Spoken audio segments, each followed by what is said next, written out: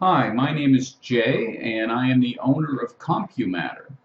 And I'd like to talk to you a little bit about Linux. Most people are familiar with Windows and with Apple, and many have heard of Linux. It's been around a long time, but it's a bit foreign to most people.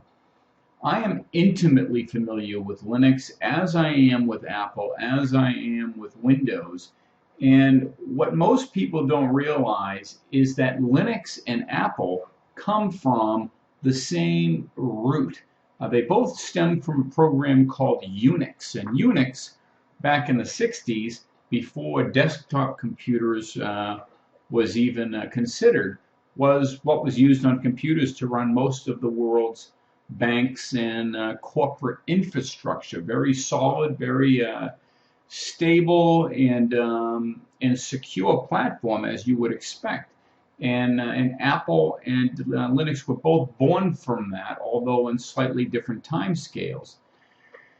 And I think Apple had a little BSD mixture in along the way, but the fact of the matter is they both did come from Unix, and so much so that if I go to a terminal prompt, you're familiar oftentimes with a DOS prompt in the Windows world, but Mac also has something called a terminal prompt, and it works exactly the same way. The terminal shows you the core code, the core directories and files that make the Apple product do what it does. If we switch over to the Linux side and we open its terminal, and it is called terminal, the very same name, and we type many of the very same commands, lo and behold, they work and do the very same thing in both computers.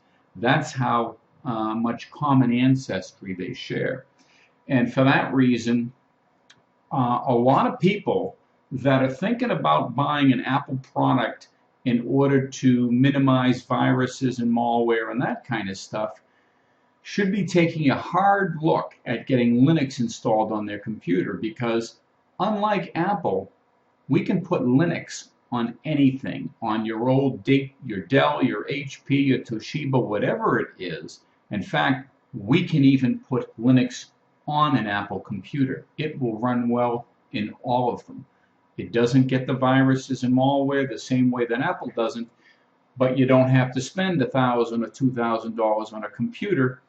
You can get a nice refurbished computer for $350, or take a computer that you might already be using, bring it in, and for $100, you can have the most recent 2016 version of that product running and have all the advantages that you're likely to be seeking out when you're looking for an Apple computer. So take a look at some of these similarities, and thanks for watching.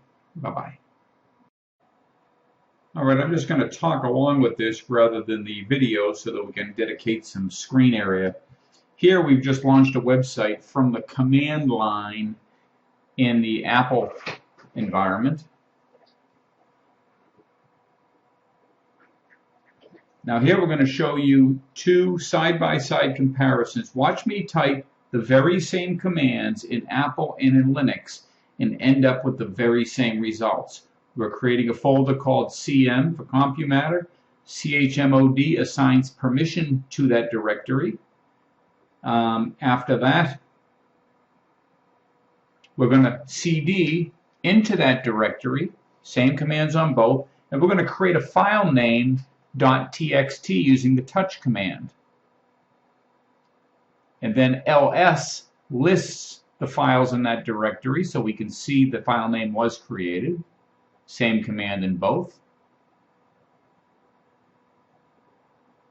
Now we're going to remove the file name using a super user permission and the remove command.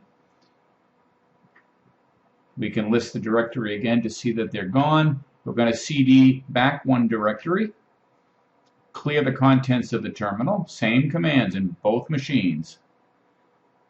List the directories again. Now you can see the CM folder here. It appears in both. And now we're going to remove that CM folder with both using a recursive command to remove the directory. We now list the contents and we see they are in fact gone. They are identical commands on both computers.